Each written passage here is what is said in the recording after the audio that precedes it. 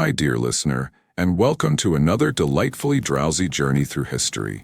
We're off to the glittering court of England in 1590, where Queen Elizabeth I, the Virgin Queen herself, is having a rather unregal morning.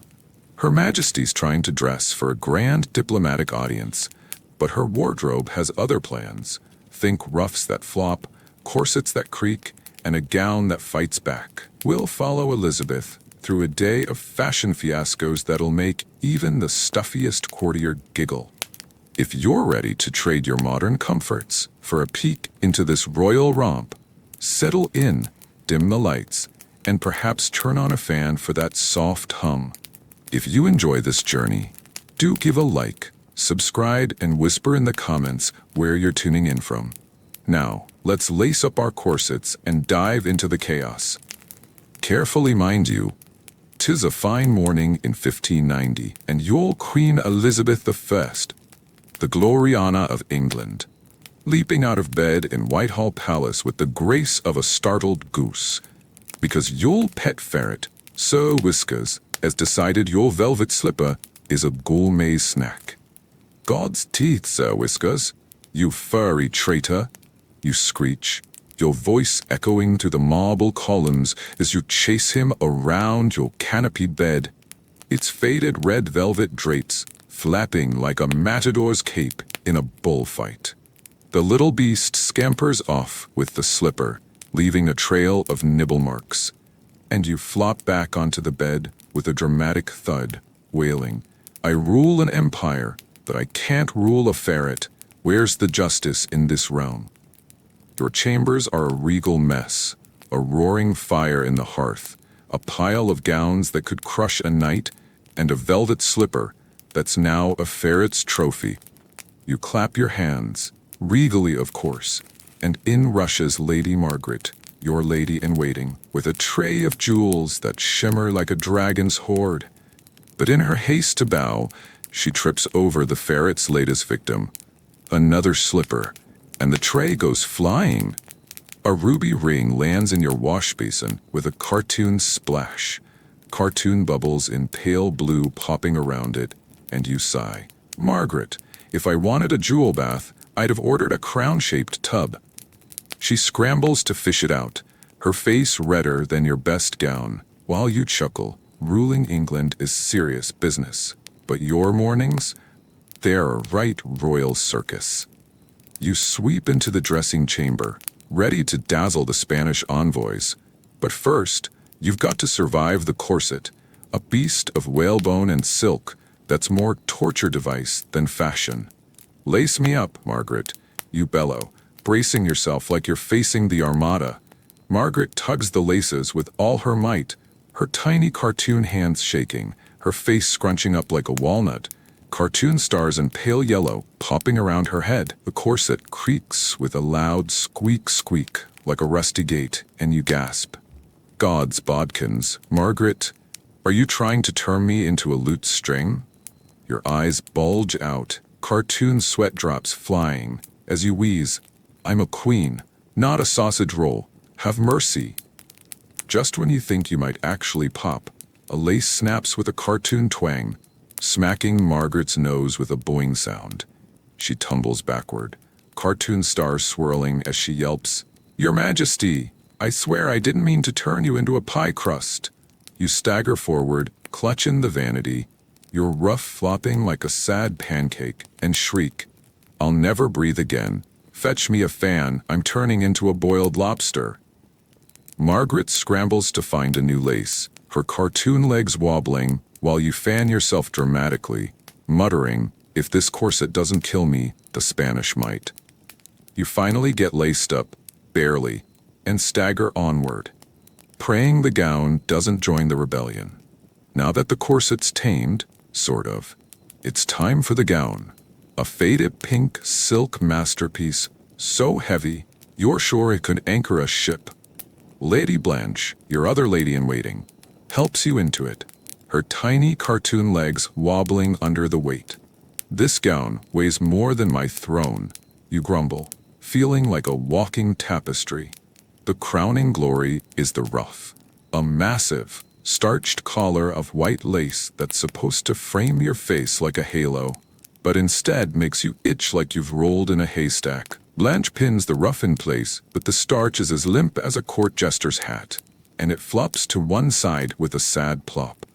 "Blanche, I look like a drooping daisy, not a queen," you snap, flapping your arms to fluff it up, but a pin pops loose and jabs your neck. Ow!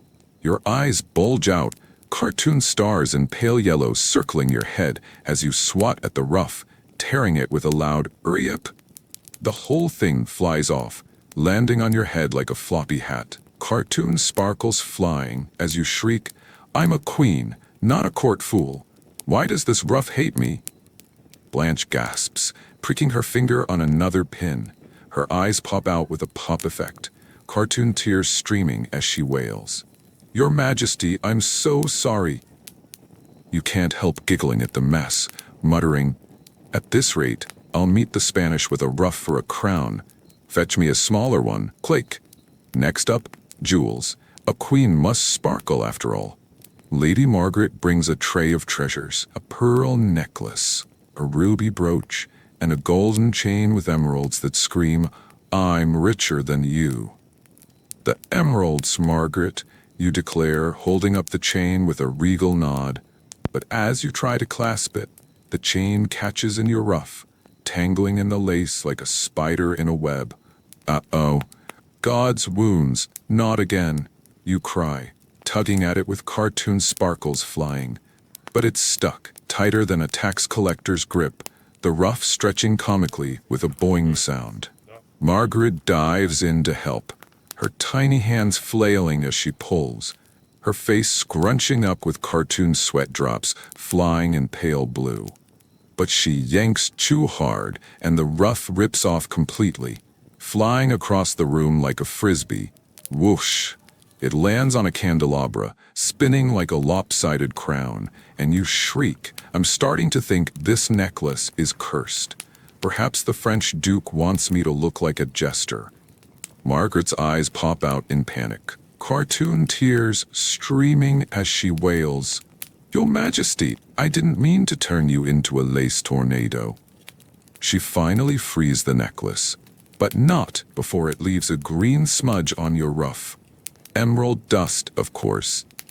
You sigh dramatically. "At least I'll sparkle, even if I look like I've been rolling in a jewel mine.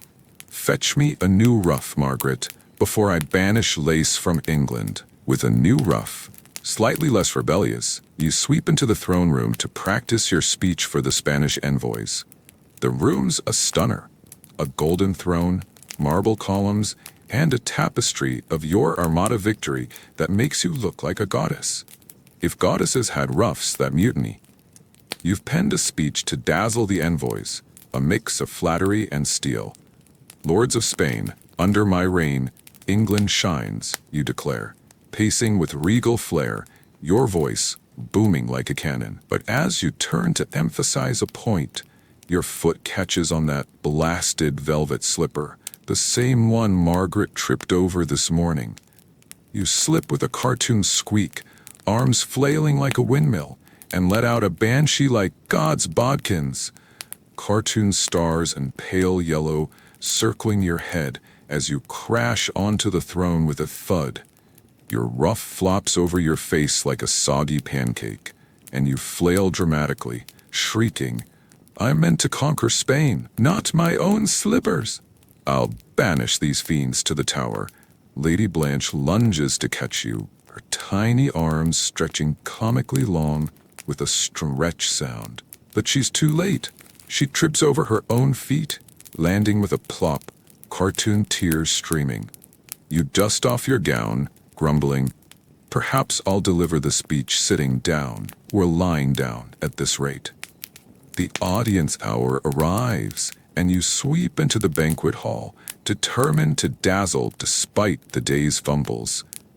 The halls of vision, a long table piled with roast swan, figs, and spiced soup, lit by candelabras that twinkle like stars. Though your ruff still looks a bit moth-eaten. The Spanish envoys rise to bow, their faded red togas a splash of color, and you take your seat, your pink gown shimmering like a dusty ruby. "Welcome, friends from Spain," you proclaim, your voice a mix of warmth and steel. "Let us feast as allies under God's grace." But as you lean for a sip of soup, your golden sash, already loosened by the morning's chaos, slips off your shoulder and plops into your bowl. Broth splatters your ruff with a cartoon splash, cartoon droplets in pale green flying, and a carrot chunk sticks to the lace like a traitor's badge. Your eyes pop out, cartoon steam puffing from your ears as you shriek, "My sash has defected to the soup. I'll have its head for this treason." You fling your arms up dramatically, accidentally knocking over a candelabra with a clunk, and the envoys gape, their tiny cartoon eyes bulging, cartoon sweat drops flying. You freeze, then laugh, a bright regal laugh that fills the hall. "My sash wished to taste the soup before me. Perhaps it's a Spanish spy." The envoys chuckle, charmed by your wit, but you mutter to Blanche, "If one more thing falls off, I'll hold this audience in my petticoat, or declare war on fashion." With the feast in full swing, you decide to wow the envoys with a galliard, a lively dance to show off your grace and England's flair. The lutes strike up a merry tune, and you take the hand of the lead envoy, Don Felipe, a stiff Spaniard who looks like he'd rather face the Armada again. "Let us dance as allies," you declare, leading him onto the floor with a twirl, your cartoon eyes sparkling with confidence, until disaster strikes. As usual, you start the galliard, skipping with queenly flair, but Don Felipe is no dancer. He stomps on your hem with a heavy boot, and you hear a loud rip as the fabric tears. You stumble, arms flailing like a windmill, cartoon sparkles and pale yellow flying, and shriek, "My gown! I'll have Spain's head for this." But it gets worse. The tear catches on a velvet curtain as you spin, and with a cartoon crash, the entire curtain rod comes down, draping you in pale green fabric like a giant ghost. You wail, "I'm a queen, not a drapery shop." Flailing under the curtain, cartoon stars circling your head, while Don Felipe gapes, his tiny eyes popping out, cartoon sweat drops flying. Blanche rushes to help, tripping over her own feet with a plop, and you mutter, "I'll ban dancing from court, or banish Spain, whichever's easier." After the audience, you flee to the palace gardens, a quiet haven of roses and fountains where you can escape the day's chaos, curtain and all. You plop onto a stone bench, Margaret and Blanche fanning you with peacock feathers, their earlier blunders forgiven as they giggle at the memory of the curtain catastrophe. The evening air is cool, a welcome relief after the stuffy hall, and the stars twinkle above like the jewels you almost lost today.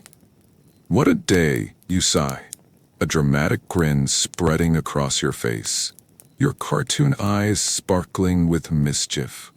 I've battled corsets, ruffs, and Spanish boots, and yet here I am, still England's shining star.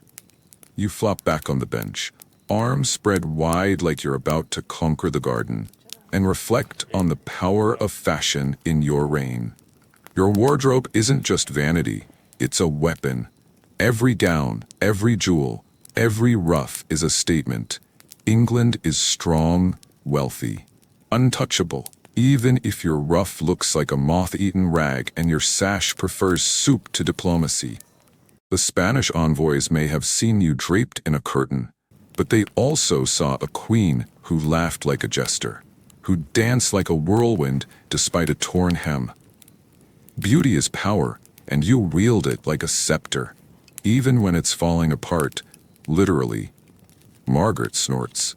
At least the envoys will never forget you, Your Majesty. They'll tell tales of the Curtain Queen. You cackle.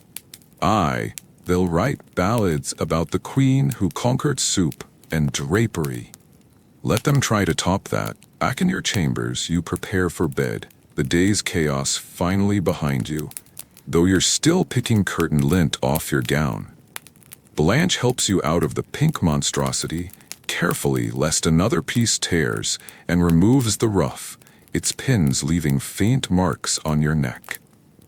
"I'll have a word with the seamstress about these ruffs," you mutter, rubbing your neck with a dramatic sigh.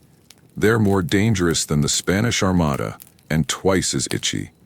Blanche giggles, her cartoon eyes sparkling as she helps you into a soft nightgown, the fabric a welcome relief after the day's heavy attire. You flop onto your canopied bed with a cartoon boing, arms spread wide, and let out a dramatic yawn that echoes through the room, your cartoon eyes half closed in exaggerated relief. Sir Whiskers the ferret curls up at your feet with a cartoon Z bubble, dreaming of slippers, no doubt. The palace is quiet now, except for the distant strum of a lute and the soft crackle of the fire.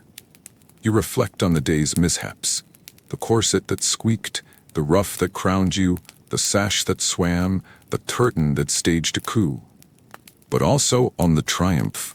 The envoys were charmed, your alliance strengthened, and England's glory shines brighter than ever. Even if your dignity took a few hits, a queen must endure, you proclaim, flinging an arm over your face like a drama queen.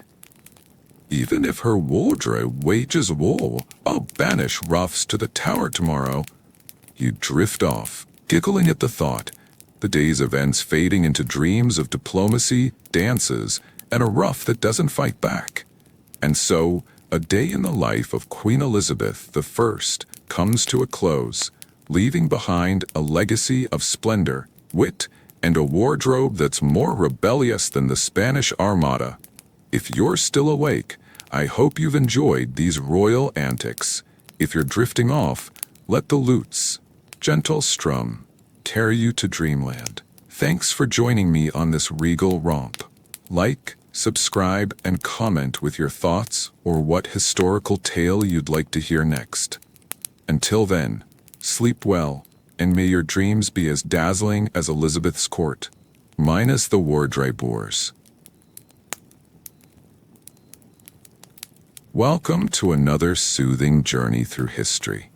Tonight, we're stepping into the opulent, golden world of ancient Egypt in 40 BC, a land of pharaohs, palaces, and the legendary beauty of Queen Cleopatra VII. Imagine spending your day trying to look like a goddess with milk baths, kohl eyeliner, and honey masks, only to have everything go hilariously wrong, from runaway donkeys to smudged makeup. Over the next, we'll follow Cleopatra through her chaotic beauty routine, filled with mishaps that even a queen can't escape. If you're ready to trade your modern comforts for a peek into this glamorous yet funny day, settle in, dim the lights, and maybe turn on a fan for that soft hum. And if you enjoy this journey, give the video a like, subscribe, and let me know in the comments where you're tuning in from. Now, let's brush on some kohl and step into the past. It's just before dawn in the year 40 BC, and you're Cleopatra VII, the dazzling queen of Egypt, waking up in your luxurious palace in Alexandria. Your bed is a masterpiece of gold and ebony, draped with linen as fine as a spider's web. But even a queen can't escape the occasional mosquito bite.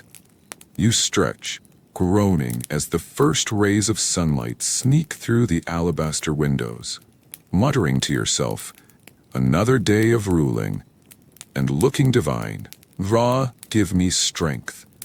Your golden headdress is on a stand nearby, glinting like the sun itself, a reminder of the image you must maintain as a living goddess. You clap your hands, summoning your servants, who rush in with trays of perfumes, oils, and a fan made of ostrich feathers.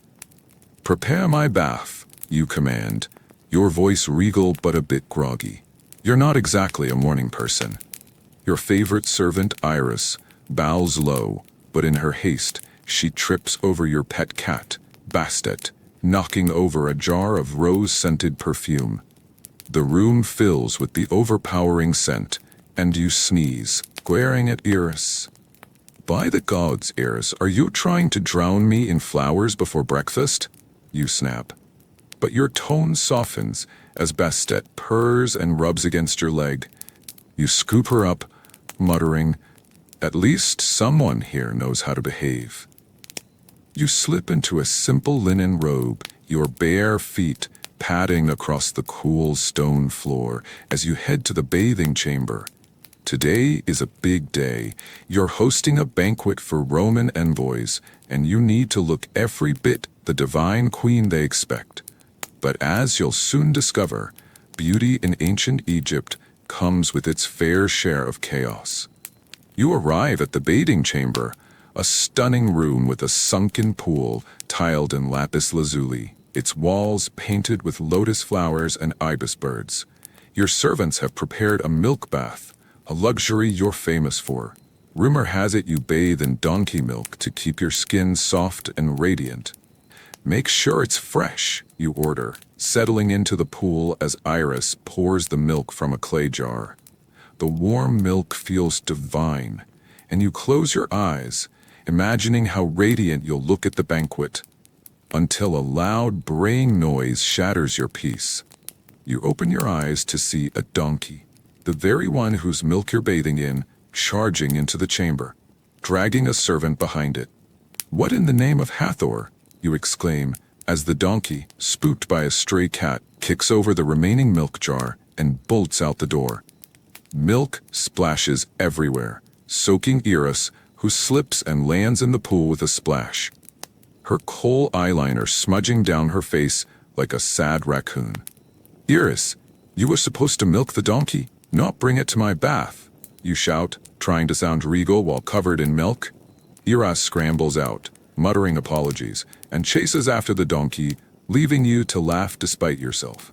"Well," you mutter, "at least I'll smell like a dairy goddess." You rinse off the milk with water from the Nile, brought in by another servant, Charmian, who's trying not to giggle at the chaos. The bath isn't quite the luxurious start you'd hoped for, but you're Cleopatra, you'll make it work. You step out, wrapping yourself in a linen towel, and move on to the next step of your beauty routine, hoping for fewer animal interruptions. Next, you move to your dressing chamber, a room adorned with golden mirrors and alabaster vases.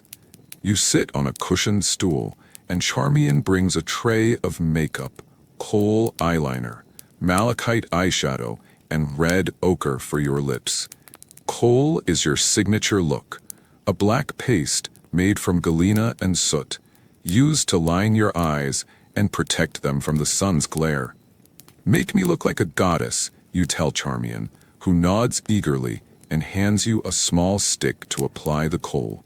You dip the stick into the kohl and carefully draw a line along your upper eyelid, extending it into a dramatic wing, the look that says, "I'm a queen, fear me." But the kohl is thicker than usual, and your hand slips, smudging a black streak across your cheek. "By Isis, this looks like a child's drawing," you exclaim, grabbing a cloth to wipe it off, only to smear it further. Now you look like you've been crying charcoal. Charmian stifles a laugh, and you glare at her. "Are you laughing at your queen, Charmian?"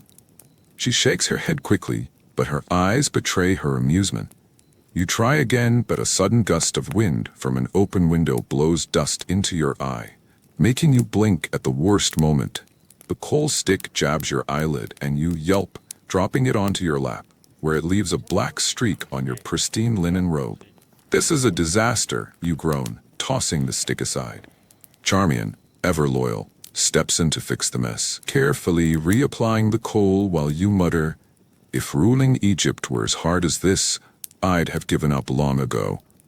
With your kohl finally in place, though one eye looks slightly more dramatic than the other, you move on to a honey mask, a trick you learn to keep your skin glowing.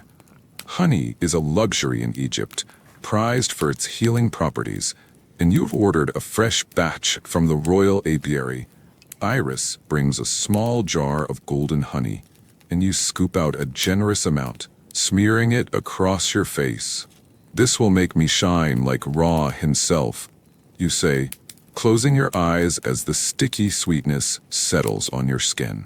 But honey is trickier than it looks. It starts to drip, sliding down your neck and into your hair, tangling in the strands like a golden web. "Iris, it's dripping!" you shout, trying to catch the gooey mess, but your hands are sticky too, and you end up smearing it everywhere. Iris rushes to help, but in her panic, she knocks the jar over, spilling the rest of the honey onto the floor. "By the gods, Iris, now I'm a walking beehive!" you exclaim as a fly buzzes in, attracted by the sweet scent, and lands on your nose. You swat at it, only to smear more honey across your face, and Iris bursts into giggles, earning a glare from you. Charmian brings a wet cloth to clean you up, and you mutter, "If Julius Caesar could see me now, he'd sail back to Rome faster than a Nile crocodile." But you can't help laughing at the absurdity of it all. A queen covered in honey, swatting flies like a commoner. You rinse off the mask, hoping the next step of your routine will go more smoothly. With your face finally clean, though still slightly sticky, you move to the throne room to practice a new dance for the banquet. You've heard the Romans love a good performance, and you want to impress them with your grace and charm. You've chosen a flowing blue robe with golden embroidery, its sleeves long and elegant, perfect for a dance inspired by the movements of the Nile. "I'll be as graceful as a heron," you declare, striking a dramatic pose as Iris and Charmian clap in encouragement. You start the dance, swaying your hips and raising your arms like the river's waves, imagining the Romans' awe at your elegance. But the robe is heavier than you expected, and as you spin, the sleeve catches on your golden bracelet and tears with a loud rip. You freeze, staring at the dangling fabric, and Charmian gasps, "Oh no, my queen!" Iris tries to stifle a laugh, but it escapes as a snort, and you glare at her. "Is this funny, Iris? Your queen looks like a torn papyrus scroll." You try to salvage the dance, but the torn sleeve flaps awkwardly, and you trip over your own feet, landing on a cushion with a thud. The servants rush to help, and you mutter, "Perhaps I'll stick to ruling instead of dancing." You laugh despite yourself, deciding to change into a simpler robe for the banquet. No more spins for today. Back in the dressing chamber, you move on to your lips, deciding to try a new shade of red ochre. A pigment made from crushed earth, mixed with animal fat to create a vibrant lipstick. "This will make my smile irresistible," you say, dipping a small brush into the mixture and carefully applying it to your lips. The color is bold, a fiery red that matches your royal status, and you admire your reflection in the golden mirror, feeling every bit the queen. But the mixture is greasier than expected, and as you smile to test the look, the ochre slips off your lips and onto your cheek, leaving a bright red streak. "Oh, for the love of Amun," you exclaim, grabbing a cloth to wipe it off. But the grease spreads further, making you look like you've been slapped with a paintbrush. Iris tries to help, but she accidentally bumps the tray, sending the ochre pot flying. It lands on your lap, staining your new robe with a red splotch. "Iris, are you trying to make me look like a tomato?" You snap, but your tone is more amused than angry. Charmian brings water to clean you up, and you laugh. "If Mark Antony saw me now, he'd think I've been in a battle with a paint pot." You settle for a lighter shade of ochre, applied more carefully this time, and decide to move on before any more makeup disasters strike. Finally, it's time for the banquet. You've managed to salvage your look. Your kohl is dramatic. Your lips are a subtle red, and your new robe is free of honey and ochre stains. You enter the banquet hall, a stunning room with golden columns and a long table laden with roasted duck, figs, and bowls of barley soup. The Roman envoys are already seated, their red togas a stark contrast to the Egyptian splendor, and they rise to bow as you take your place at the head of the table. You smile, radiating confidence, and begin to speak, welcoming the envoys with your legendary charm.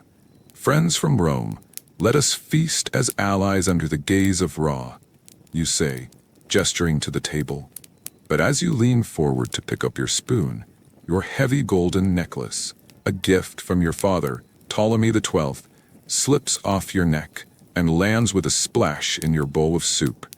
The room falls silent, the Romans staring in shock as broth drips down your robe. You freeze, then laugh, trying to salvage the moment. It seems the gods wanted to bless my soup with gold. The Romans chuckle nervously, and Eros rushes to retrieve the necklace, slipping on the wet floor in the process and landing with a thud. You wave off the incident with a regal smile, but inside, you're mortified. First the donkey, now the soup. Hathor must be laughing at me today, you mutter under your breath. The banquet continues, and you charm the envoys with your wit. But the memory of this soup-soaked necklace lingers in your mind, a reminder that even queens have their off days. After the banquet, you retire to the palace gardens, a serene oasis by the Nile, where lotus flowers bloom and the air smells of jasmine. The Romans have been charmed, despite the soup incident, and you've secured their alliance for another season.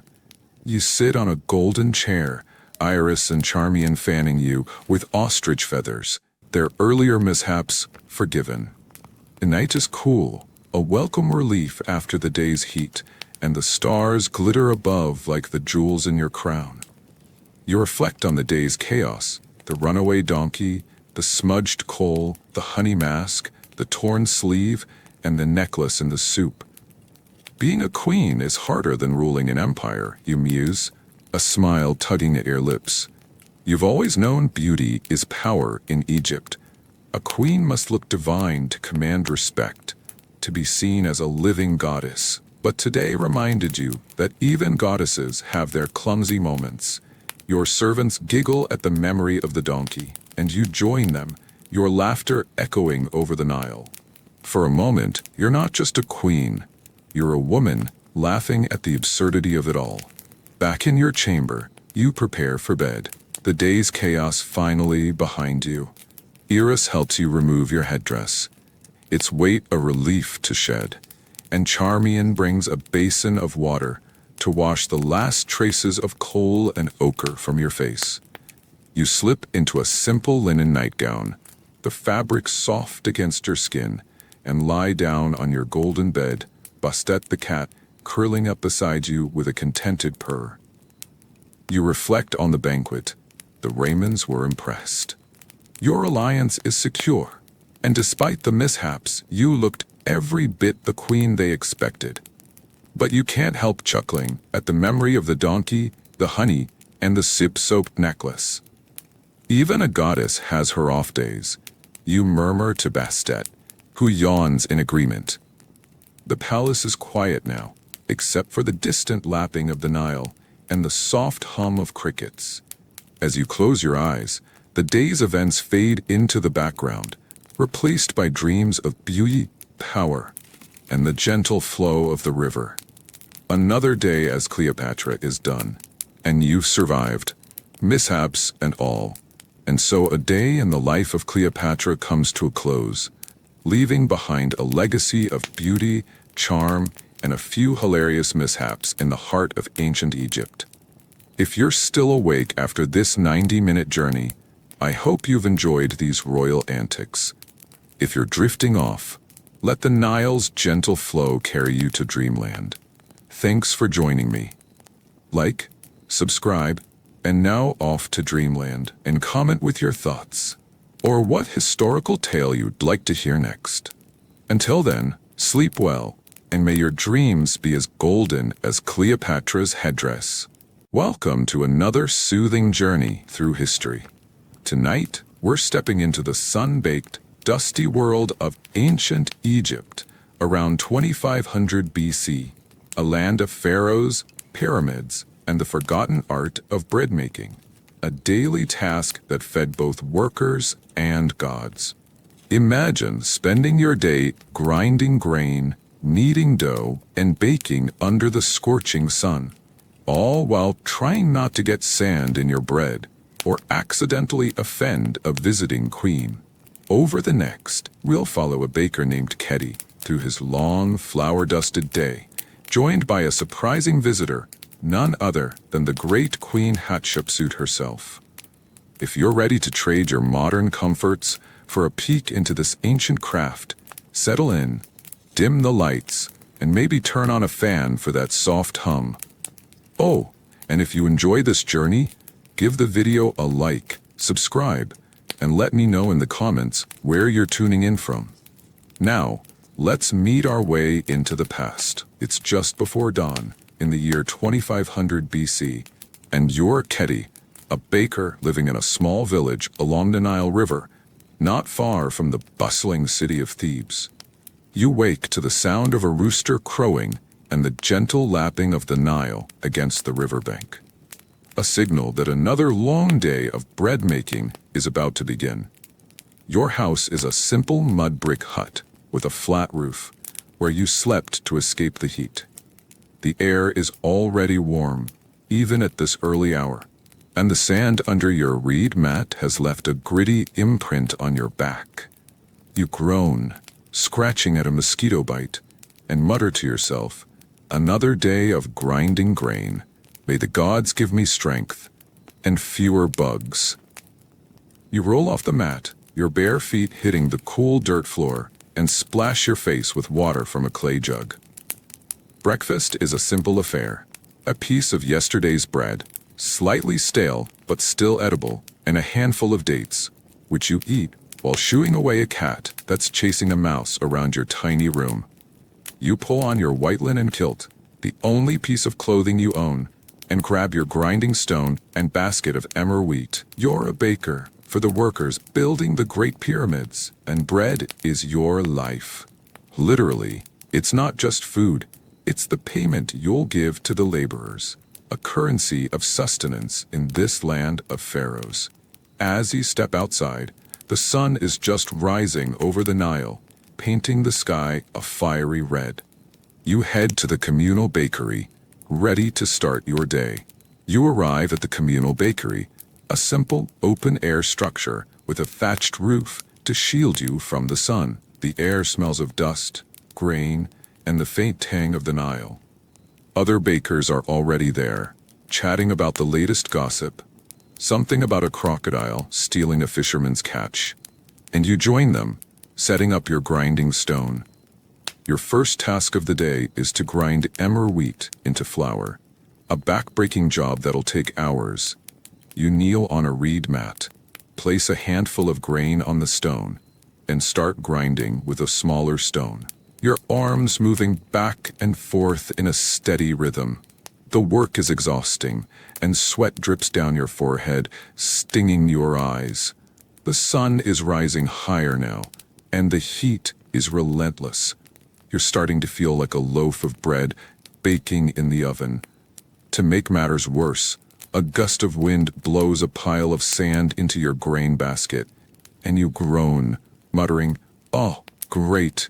Now I'm making sand bread. Perfect for the pharaoh's feast." You try to sift out the sand, but it's a losing battle. Every baker in Egypt knows that a little grip in the bread is just part of life. Your friend Amun laughs at your plight, saying, "Maybe the workers will think it's extra crunchy." You roll your eyes but can't help chuckling as you get back to grinding. The grain is tough, and your hands ache after the first hour. But you keep going. You need to grind enough flour for 200 loaves today, enough to feed the workers building the nearby pyramid. Bread isn't just food in ancient Egypt, it's currency.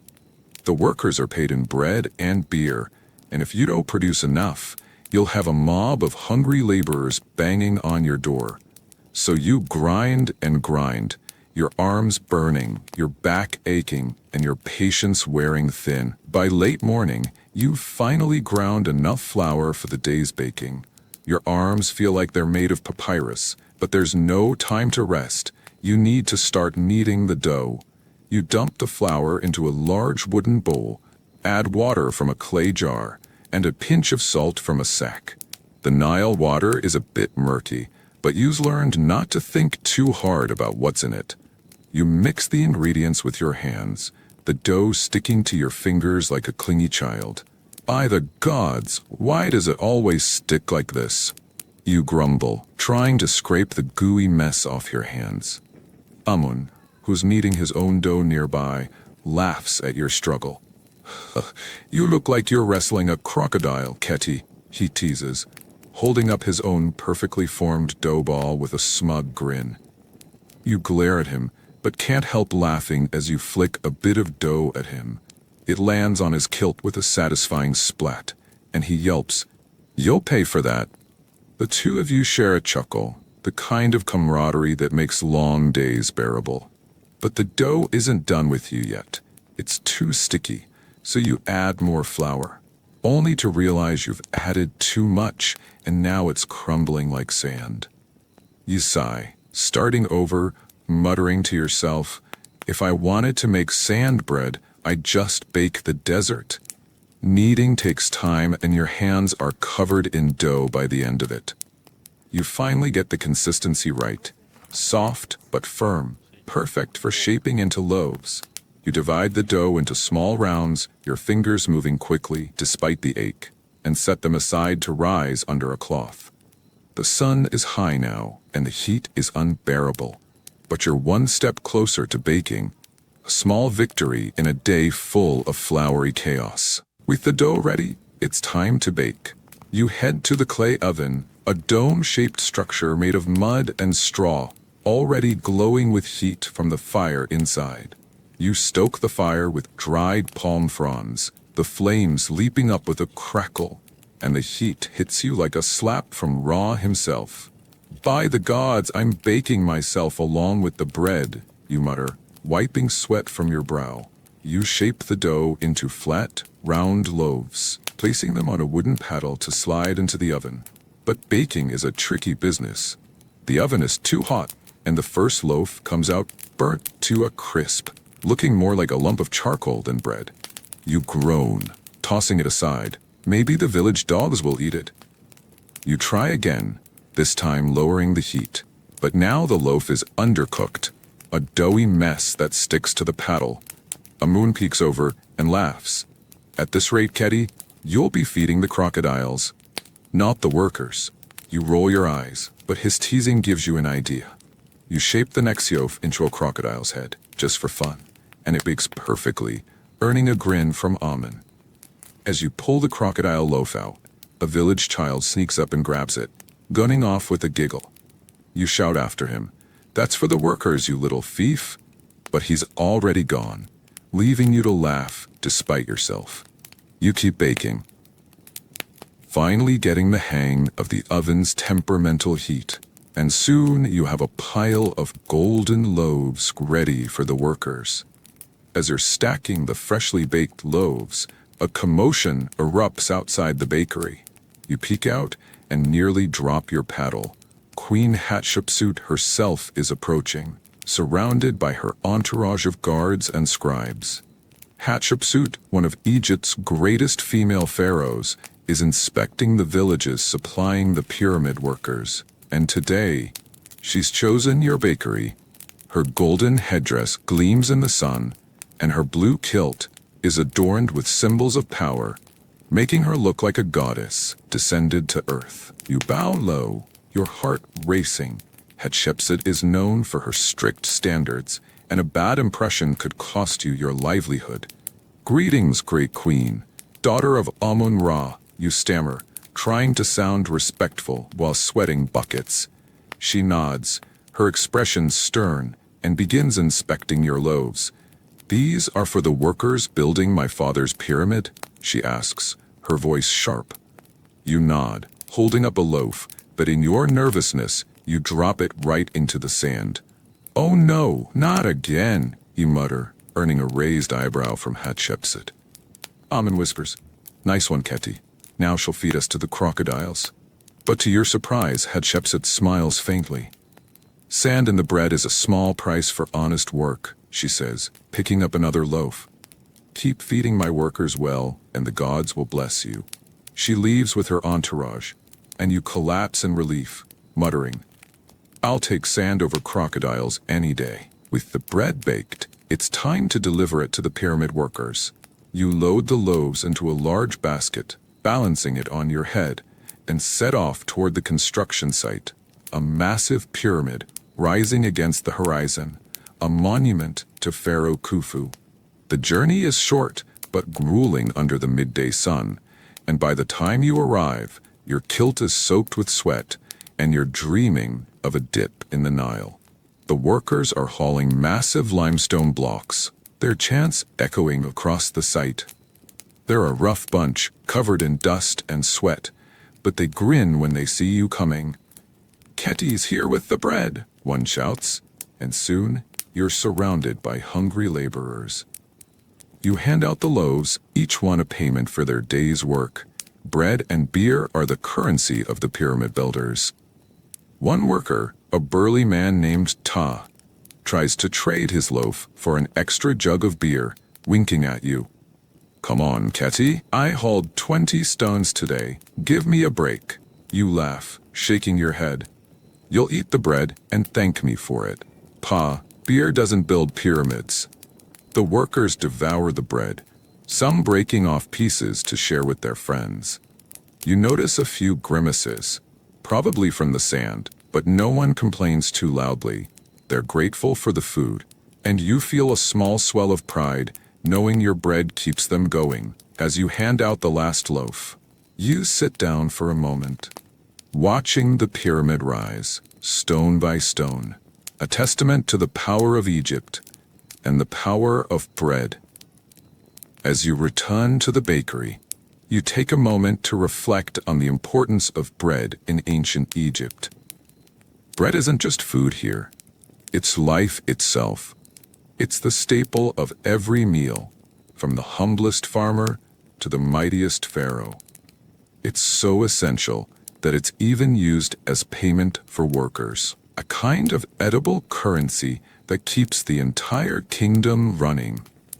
You've heard that the workers building the pyramids eat up to 10 loaves a day, along with onions, garlic, and beer, a diet that keeps them strong for their grueling labor.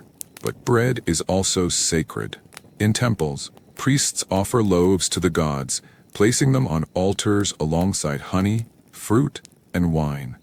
You've seen this yourself at the local temple of Osiris, where the priests bake special loaves shaped like the Ankh, the symbol of life, to honor the god of the afterlife. Bread is a gift to the gods, a way to ensure their favor for the harvest, the Nile's flood, and the prosperity of the land. Even in the afterlife, bread matters. Tombs are stocked with loaves to feed the dead on their journey to the field of reeds. For you, bread is more personal. It's the smell of flour on your hands, the ache in your arms, the satisfaction of feeding your village. It's a craft passed down through generations, a forgotten art that keeps Egypt alive. You may never see the inside of a pharaoh's palace, but your bread helps build their eternal monuments, and that's a legacy you can be proud of. As the sun sets, you finish your work and join the village for an evening celebration, a small feast to honor the Nile's annual flood, which will soon bring fertile silt to the fields. The villagers gather by the riverbank, their laughter echoing over the water. You bring a basket of extra loaves, sharing them with your neighbors, who greet you with cheers. "Keti's bread, better than the pharaoh's feast," one woman jokes, and you laugh, handing her a loaf. The feast is simple, but joyful. There's bread, of course, along with roasted fish, dates, and jars of beer, brewed by the village women. A child plays a harp, the notes floating over the crowd, while Amun tries to dance, his movements so clumsy that he nearly falls into the Nile. "Stick to baking, Amun," you tease, and he throws a date at you, missing by a mile. The villagers laugh, and for a moment, the hardships of the day, the heat, the sand, the burnt loaves, fade away. You sit by the water, sipping beer and watching the stars emerge, feeling a rare sense of peace. Hatshepsut's visit still lingers in your mind, a reminder of the power that rules this land. But here, by the Nile, with your village around you, you're reminded of what truly matters: the bread you bake, the people you feed, the life you share. It's a small, quiet victory in a world of pharaohs and pyramids. After the feast, you linger by the Nile, the cool night air, a welcome relief after the day's heat. The village is quiet now, except for the gentle lapping of the river and the distant croak of frogs. You sit on the bank, a leftover loaf of bread beside you, and reflect on the day. It's been a long one, grinding grain, kneading dough, baking under the relentless sun, and surviving a visit from Queen Hatshepsut herself. Your hands are calloused, your back aches, and there's still flour in your hair, but you fed the workers, pleased the queen, and celebrated with your village. You glance at the loaf beside you, and a crocodile pokes its head out of the water, eyeing it hungrily. "Not for you, my friend," you mutter, moving the loaf closer and chuckling to yourself. The Nile glitters under the stars, a reminder of the life it brings to this land and the life your bread sustains. You're just a baker, a small part of Egypt's vast machine, but your work matters. The pyramids will rise, the gods will be honored, and the people will eat, all because of the forgotten art you practice every day. You lie back on the cool sand, closing your eyes as the sounds of the Nile lull you to sleep. Another day as an ancient Egyptian baker is done, and you've survived to do it all again tomorrow. And so, a day in the life of an ancient Egyptian baker comes to a close, leaving behind a legacy of flour, sweat, and sustenance in the land of the pharaohs. If you're still awake after this 90-minute journey, I hope you've learned a bit about this forgotten art. If you're drifting off, let the Nile's gentle flow carry you to dreamland. Thanks for joining me. Like, subscribe, and comment with your thoughts or what historical tale you'd like to hear next. Until then, sleep well, and may your dreams be as warm as a freshly baked loaf of Egyptian bread. Welcome to another soothing journey through history. Tonight, we're stepping into the quiet, candlelit world of a medieval scriptorium in the 12th century. A place of endless quills, parchment, and the slow, steady work of a scribe named Brother Edric. Imagine spending your day hunched over a desk, copying ancient texts by hand, with nothing but the flicker of a candle and the occasional squeak of a mouse to keep you company. We'll follow Edric through his surprisingly dull yet oddly fascinating day, exploring the art of medieval bookmaking, the challenges of monastic life, and the quiet legacy of those who preserved knowledge in a dark age. If you're ready to trade your modern comforts for a peek into this ancient routine, settle in, dim the lights, and maybe turn on a fan for that soft hum.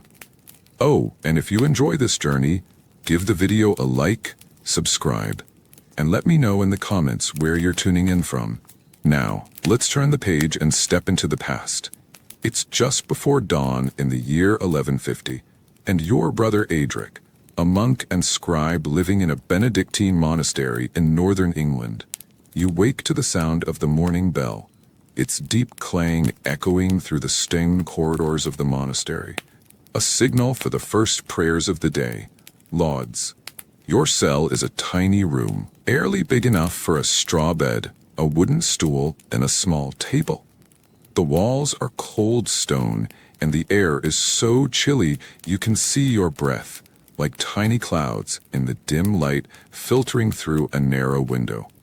Your bed is a simple straw mat covered with a scratchy wool blanket. And let's just say the fleas have decided you're their personal buffet.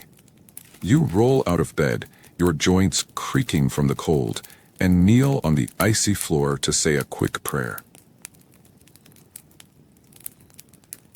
"Give me strength for another day of quills and parchment," you mutter, hoping for a miracle to make the scriptorium a little warmer today. You pull on your gray monastic robe, the rough wool itching against your skin, and slip into a pair of worn leather sandals. Breakfast isn't a thing yet. Monks like you eat only twice a day, and the first meal won't come until after morning prayers. Your stomach grumbles, but you ignore it. Grabbing your rosary beads and heading out into the cloister. The monastery is quiet except for the shuffle of other monks' sandals as they make their way to the chapel. The air smells of damp stone, candle wax, and the faint whiff of yesterday's barley soup. You pass the herb garden, where Brother Thomas is already tending to the rosemary and lavender, his breath visible in the frosty morning. The chapel is dimly lit with flickering candles, and you join the other monks in chanting psalms, your voice blending with theirs in a low, rhythmic hum. It's a moment of peace before the long day ahead, a day of copying manuscripts in the scriptorium where your real work begins. After morning prayers, you head to the refectory for a simple meal. A bowl of barley porridge and a piece of coarse bread, washed down with watered-down ale. It's not exactly a feast, but it fills your stomach enough to face the day. You make your way to the scriptorium, a small room in the monastery where the monks copy manuscripts. The scriptorium is a quiet, cold space, with stone walls and narrow windows that let in just enough light to see your work. Wooden desks are lined up in rows, each one holding a slanted writing surface, an ink pot, a quill, and a pile of parchment. You settle at your desk, your breath visible in the chilly air. Your task today is to copy a Latin translation of Aristotle's Physics, a book the abbot wants for the monastery library. First, you need to prepare your tools. You pick up a goose feather quill, carefully trimming the tip with a small knife to create a sharp nib. Too sharp, and it'll tear the parchment. Too blunt, and your letters will look like a child scribbles. You mix ink in a small pot, grinding a lump of black pigment with water and a bit of gum arabic to make it stick. You dip your quill, but in your sleepy haze you knock the ink pot over, sending a black puddle across the desk. You mutter a prayer for patience as you mop it up with a rag, hoping the abbot doesn't notice the stain on your sleeve. Next, you prepare the parchment, which is made from sheepskin, stretched, scraped, and dried until it's smooth. It's expensive stuff, and every sheet is precious, so you can't afford to make mistakes. You rule the page with faint lines using a lead stylus, creating a grid to keep your writing neat. The parchment smells faintly of animal hide, and you notice a small tear in the corner, probably from a clumsy novice. You sigh, knowing you'll have to work around it. Finally, you light a small candle for extra light. Its flame flickering in the drafty room. You're ready to start copying, but the real challenge is just beginning. With your tools ready, you begin the slow, painstaking work of copying Aristotle's Physics. The original manuscript sits on a stand beside you, its pages worn and faded from years of use. You dip your quill in ink and start writing, carefully forming each letter in a neat, rounded script called Carolingian minuscule, a style designed to be clear and readable. Each stroke of the quill is deliberate, the scratch of the nib against parchment, the only sound in the quiet scriptorium, aside from the occasional cough of another monk or the squeak of a mouse scurrying across the floor. The work is tedious, to say the least. You're copying word for word, line by line, page by page, and there's no room for error. If you make a mistake, you can't just cross it out. Parchment is too precious for that. Instead, you have to scrape the ink off with a knife, which leaves a rough spot that might tear if you're not careful. Your hand cramps after the first hour, and your back aches from hunching over the desk. The candlelight flickers, making your eyes strain, and you have to squint to read the faded text of the original. Every so often, you pause to stretch your fingers, muttering a prayer for patience as a mouse steals a crumb from your desk. You glare at it, but it's too quick for you to catch. The monotony is mind-numbing. You've been copying the same passage for hours, and you're only halfway through the page. Your mind starts to wander. Maybe you should have joined the monks in the herb garden instead. But a sharp reprimand from Brother Anselm, the head scribe, snaps you back to focus. Adric, stop daydreaming. The abbot wants this done by Vespers. You nod, dipping your quill again, and keep going. It's not glamorous work, but it's important. Books are rare and precious in the Middle Ages, and your copies help preserve knowledge for future generations. As the morning drags on, the challenges of scriptorian work become painfully clear. The cold is a constant enemy. The scriptorium is unheated, and your fingers are numb from the chill. You blow on them to keep them warm, but it doesn't help much. The candle you're using for light keeps dripping wax onto the desk, and once a drop lands on your parchment, smudging a letter you just wrote. You groan, scraping it off with your knife, but the spot looks uneven now, and you know Brother Anselm will notice. Sure enough, he glances over from his desk and snaps, "Edric, if you ruin that page, you'll be saying extra prayers tonight." You mutter an apology, but inside, you're wondering if copying books is worth all this trouble.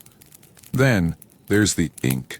It's a finicky mixture, and if you don't get the consistency just right, it either clumps on the quill or spreads too thin, making your letters look like spiderwebs. You've already had to remake the ink twice today because it keeps drying out in the cold air. And don't even get started on the quills. They wear out quickly, and you have to stop every hour to trim a new one. Once, you trim it too sharply and end up tearing the parchment, leaving a small hole in the middle of a sentence. You sigh, knowing you'll have to stitch it up later with a needle and thread, a tedious task that'll take up the rest of your morning. Monastic life adds its own challenges. Silence is the rule in the scriptorium. No talking, no humming, just the scratch of quills and the occasional cough. It's meant to keep you focused, but it also makes the day feel endless. You're not even allowed to leave for a break unless it's time for prayers or meals.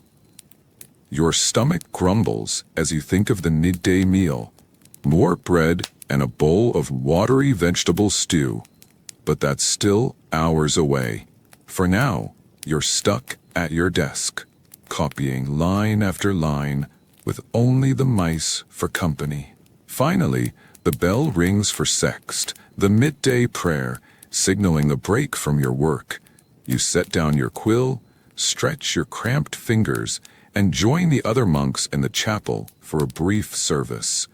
After prayers, you head to the refectory for lunch, a simple meal of barley bread, a bowl of vegetable stew made with turnips and leeks, and a small cup of ale. The stew is lukewarm and a bit bland, but after hours of copying, it tastes like a feast. You sit at a long wooden table, with the other monks eating in silence as one of them reads a passage from the Bible aloud, a monastery rule to keep your mind on holy thoughts. Despite the silence, there's a small moment of chaos when Brother Cuthbert, a clumsy novice, accidentally spills his stew across the table. You stifle a laugh as he scrambles to clean it up, earning a stern look from the abbot. For a moment, you feel a sense of camaraderie with your fellow monks. You're all in this together, fleas and all. After the meal, you're allowed a short walk in the cloister, a covered walkway surrounding the monastery's courtyard. The air is crisp, and the herb garden smells of lavender and rosemary, a welcome change from the musty scriptorium. You stretch your legs, feeling the sun on your face, and for a brief moment, the day doesn't feel so endless. But the break is short-lived. The bell rings again, calling you back to the scriptorium. You sigh, knowing you've got another long stretch of copying ahead. As you return to your desk, you notice the mouse from earlier has stolen another crumb.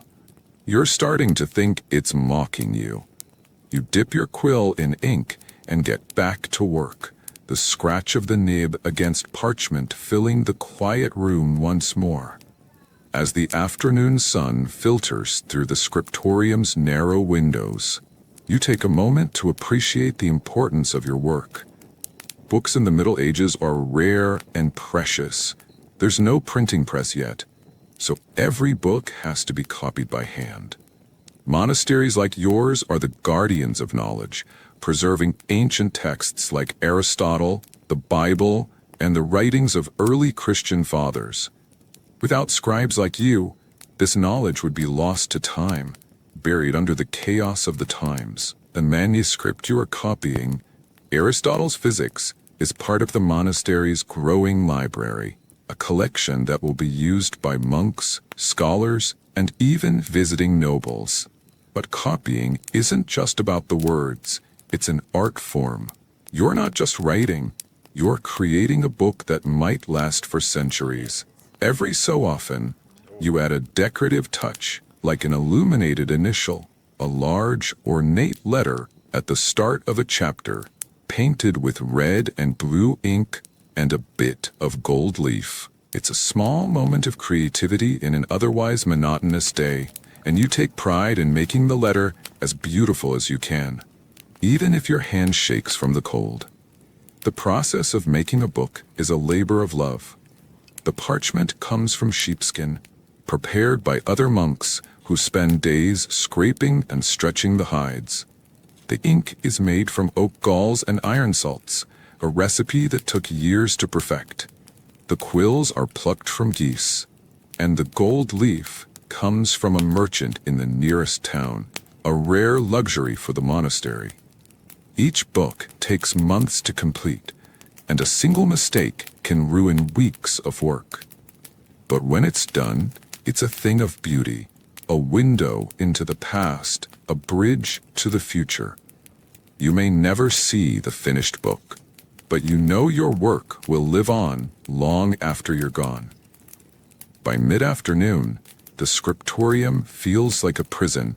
You've been copying for hours, and the monotony is starting to wear you down. Your eyes are tired from squinting at the faded text. Your hand is cramping again, and the cold has settled into your bones. You've lost count of how many times you've written the word philosophia, and you're starting to wonder if Aristotle ever took a break. The silence of the scriptorium is oppressive, broken only by the scratch of quills and the occasional cough from Brother Anselm. You try to stay focused, but distractions keep creeping in. A bird lands on the windowsill, chirping loudly, and you glance up, imagining what it would be like to fly away from this desk.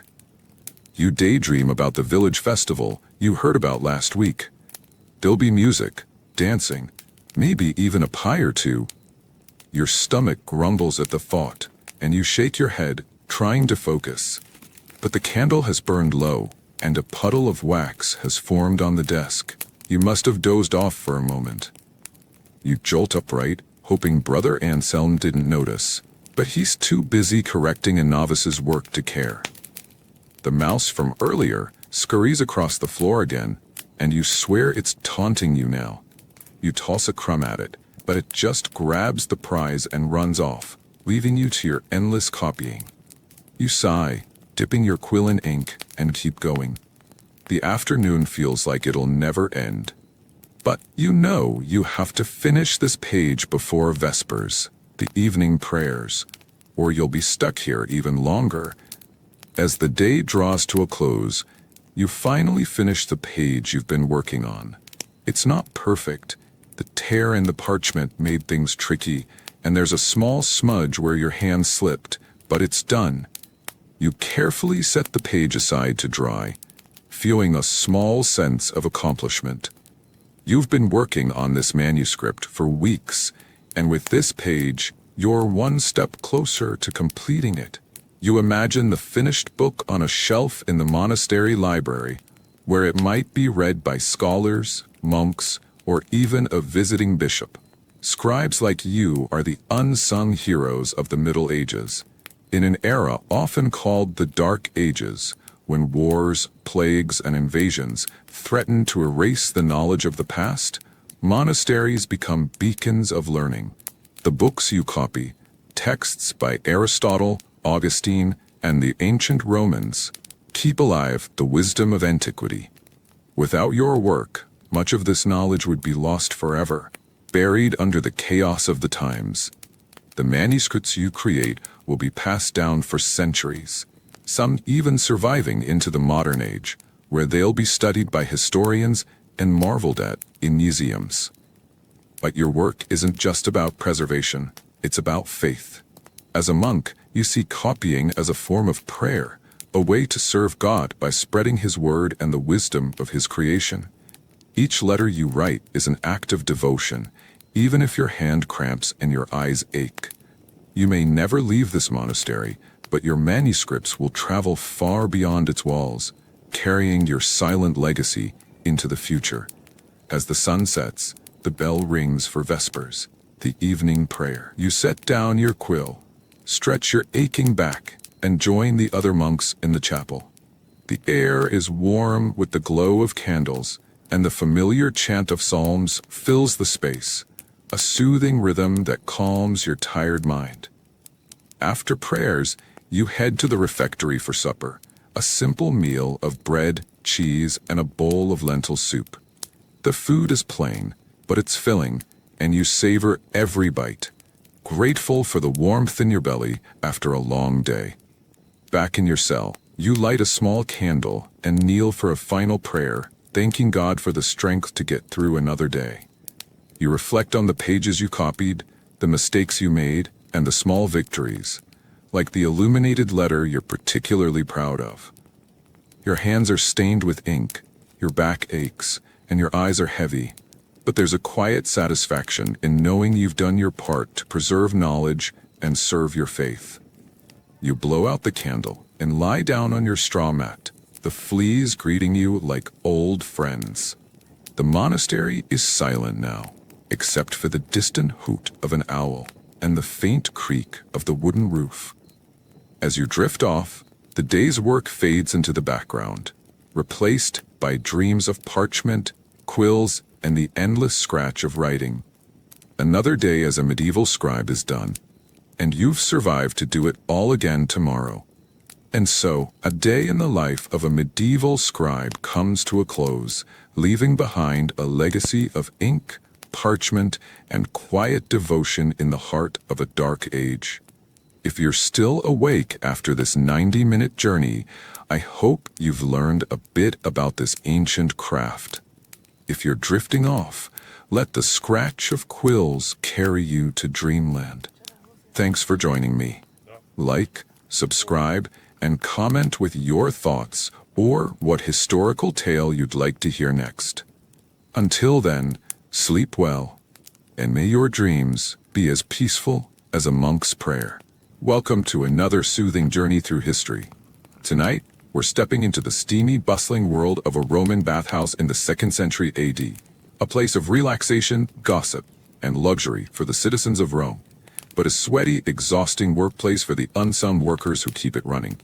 Imagine spending your day scrubbing floors, hauling wood, and dodging grumpy senators, all while trying not to slip on a wet tile. Over the next 90 minutes, we'll follow a worker named Lucius through his long, tiring day, exploring the culture of Roman bathing and the hidden struggles behind the marble walls. If you're ready to trade your modern comforts for a peek into this ancient routine, settle in, dim the lights, and maybe turn on a fan for that soft hum. Oh, and if you enjoy this journey, give the video a like, subscribe, and let me know in the comments where you're tuning in from. Now, let's splash into the past. It's just before dawn in the bustling city of Rome, around 150 AD, and you're a bathhouse worker named Lucius. You live in a cramped tenement apartment, a tiny loom in a multi-story building that smells like sweat, smoke, and yesterday's fish stew. Your bed is a straw mat on the floor, and let's just say the fleas have decided you're their best friend. No alarm clocks here, just the distant crow of a rooster, and the shouts of early risers in the street below. You roll over, groaning, because you know what's coming. Another long day at the Thermae, one of the grand public bathhouses of Rome. You stumble out of bed, your bare feet hitting the cold dirt floor, because floors and tenements aren't exactly fancy. The air is chilly, and you shiver as you splash your face with water from a clay jug, hoping it's not too full of whatever the upstairs neighbors tossed out their window last night. Breakfast is a simple affair. A stale chunk of bread and a few olives, which you eat while shooing away a rat that's eyeing your meal like it's a five-star feast. You pull on your tunic, a rough linen thing that's seen better days, and a pair of worn sandals. You're not winning any fashion awards, but at least you're not barefoot in a city where the streets are a mix of mud, horse dung, and mystery liquids. As you step outside, the city is already waking up. Bakers are shouting about their fresh bread, merchants are hauling carts to the market, and a group of kids runs by chasing a stray dog.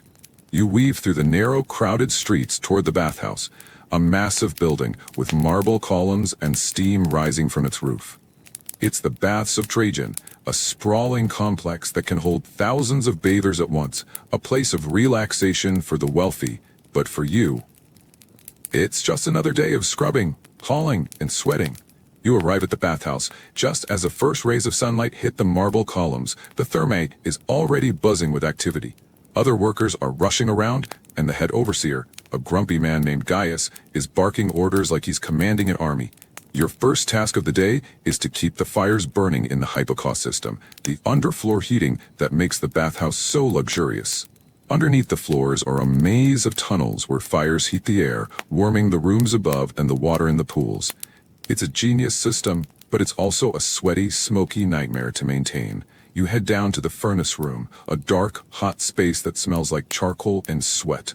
The air is thick with smoke, and you can barely see through the haze.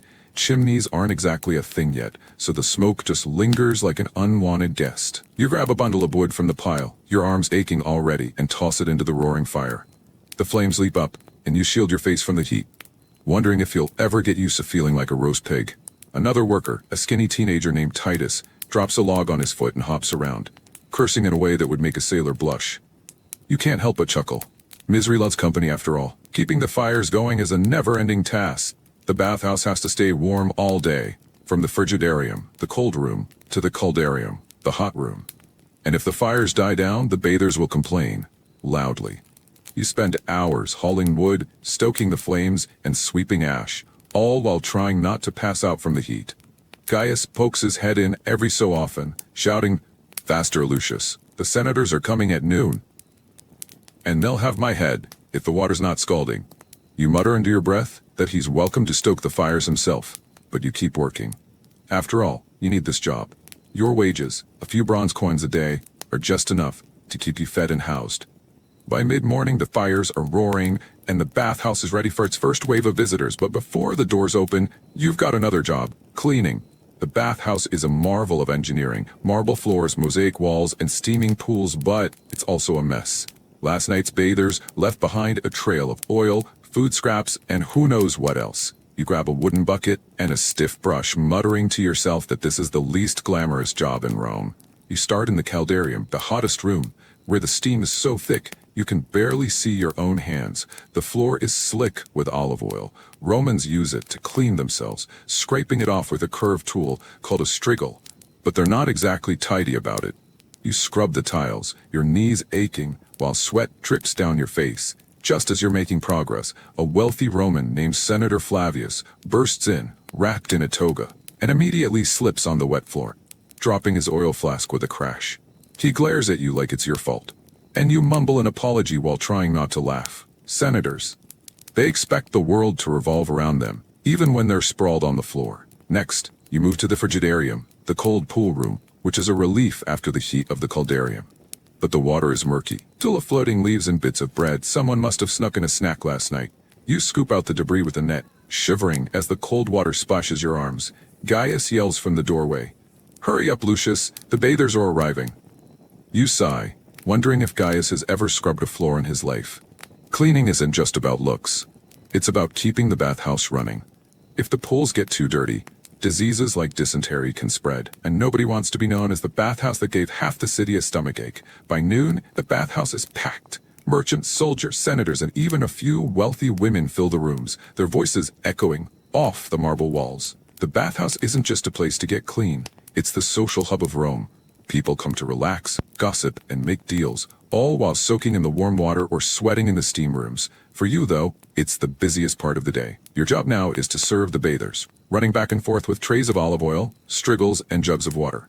Senator Flavius, still grumpy from this fall, demands hotter water in the caldarium. So, you rush to tell the furnace workers to stoke the fires even more. A merchant named Marcus wants a massage. But the masseur is busy, so you have to fetch more oil from the storage room, dodging bathers who are slipping on the wet floors like it's an Olympic sport. You hear snippets of gossip as you move through the rooms. Did you hear Senator Flavius lost a fortune betting on the chariot races? One woman whispers. I heard he's bribing the governor to get it back, her friend replies. You smirk to yourself. Bathhouses are better than taverns for the juiciest rumors. But serving bathers isn't all fun and gossip. Some of them treat you like you're invisible, tossing their dirty towels at you, without a word. Others are outright rude, like the young patrician who snaps his fingers and calls you boy, even though you're probably older than him. You grit your teeth and keep going, because a single complaint to Gaius could cost you your job. By the time the afternoon rolls around, your tunic is soaked with sweat and water, your feet ache, and you're dreaming of a quiet moment to eat your lunch, a dry piece of bread and some watered-down wine. As the day stretches into late afternoon, you take a rare moment to catch your breath and watch the bathers. Bathhouses, like the baths of Trajan, aren't just about getting clean. They're the heart of Roman social life. For a few bronze coins, anyone can enter, from wealthy senators to humble shopkeepers. It's one of the few places where social classes mix, though the rich still get the best spots in the caldarium. The bathing process is a ritual. First, bathers head to the appetitorium, the changing room, to strip off their clothes and leave them on stone benches. You've seen more than one bather forget where they parked their toga, wandering around in a towel, looking confused. Then they move to the tepidarium, the warm room, to ease into the heat before diving into the caldarium for a hot soak. They rub olive oil on their skin, then scrape it off with a strigil, leaving behind dirt, sweat, and oil, which you'll have to clean up later. Finally, they cool off in the frigidarium, splashing in the cold pool and chatting about politics. Gladiator fights were the latest scandal. Bathhouses are also a place for leisure. Some bathers play dice or board games. Others read scrolls. Yes, Romans bring books to the bath, because why not? Wealthy patrons might get a massage or a haircut right there in the bathhouse, while others just gossip about who's sleeping with whom. It's like a modern gym, spa, and coffee shop all rolled into one, but with more nudity and fewer cappuccinos. For you, though, it's just another reminder of how much work goes into keeping this place running. The bathhouse is a marvel of engineering. Aqueducts bring in fresh water. The hypocaust system keeps everything warm. But it's your sweat that makes it all possible. As you take a break to eat your lunch, a dry piece of bread, and watered-down wine, you can't help but marvel at the engineering behind the bathhouse. The baths of Trajan are a testament to Roman ingenuity, a sprawling complex that's as much a feat of technology as it is a place of relaxation. Let's take a step back and look at how this all works, because it's pretty impressive, even if it means more work for you. The first challenge is water. Rome's bathhouses use millions of liters a day, and that water comes from aqueducts, massive stone channels that stretch for miles, bringing fresh water from springs in the hills to the city. The aqueducts are engineering marvels, sloping just enough to keep the water flowing without pumps. At the bathhouse, the water is channeled into cisterns, then distributed to the pools through a network of lead pipes. You've heard stories of workers getting sick from the lead, but nobody seems to care, as long as the water keeps flowing. Then there's the hypocaust system, the underfloor heating that keeps the bathhouse warm. Fires burn beneath the floors, heating the air in a maze of tunnels, which in turn heats the rooms above. The floors are raised on small pillars, called pile, to create space for the hot air to circulate. It's a brilliant system, but it's also a pain to maintain. You've spent half your day hauling wood to keep those fires going. And the smoke is so thick, you're starting to think you might be part chimney by now. The hot water for the pools is heated in massive bronze boilers, fueled by the same fires, and piped into the caldarium for bathers to enjoy. The bathhouse is a marvel, but it's also a reminder of the divide between you and the bathers. They get to enjoy the luxury of hot water and warm floors, while you're stuck in the smoky underbelly, making sure it all works. Still, there's a small sense of pride in knowing you're part of something so grand, even if you'd rather be soaking in the pools than cleaning them. As the afternoon turns into evening, the bathhouse becomes a hotbed of politics and intrigue. The thermae isn't just a place to bathe. It's where deals are made, alliances are formed, and secrets are whispered over the sound of splashing water. You've learned to keep your ears open while you work, because the bathhouse gossip is often more valuable than your wages. In the tepidarium you spot two senators, Flavius and his rival Senator Decimus, sitting close together, their voices low. They're wrapped in togas, but their faces are tense as they whisper about a plot to undermine the governor. If we bribe the right people, he'll be out by next month, Flavius mutters, glancing around to make sure no one's listening. Decimus nods, adding, and we'll make sure our man takes his place. You pretend not to hear as you carry a jug of water past them, but you can't help smirking. Politics in Rome is dirtier than the frigidarium pool after a busy day. The bathhouse is a perfect place for scheming. It's one of the few places where senators, merchants, and even soldiers can meet without drawing suspicion. The steam and noise provide a natural cover for whispered conversations, and the relaxed atmosphere makes people let their guard down. You've heard all sorts of secrets over the years, bribes, affairs, even whispers of rebellion against the emperor. Not that you'd ever tell anyone. Gaius would have your head if you got caught spreading rumors. But it's hard not to listen when the stakes are so high. Sometimes the intrigue spills over into your work.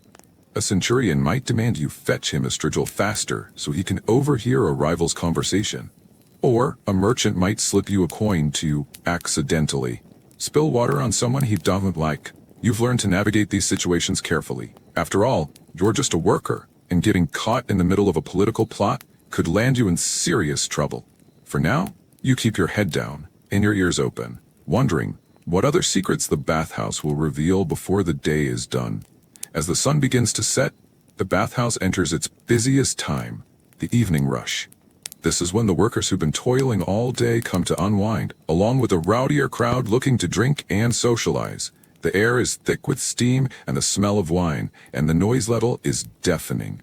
Laughter, shouting, and the splash of water echo off the marble walls. You're running on fumes now, but there's no time to rest. A group of drunken merchants has taken over the caldarium, singing off-key and spilling wine everywhere. You rush over with a tray of towels trying to clean up the mess before Gaius notices, but one of them grabs your arm and slurs, "More wine, boy, and make it quick."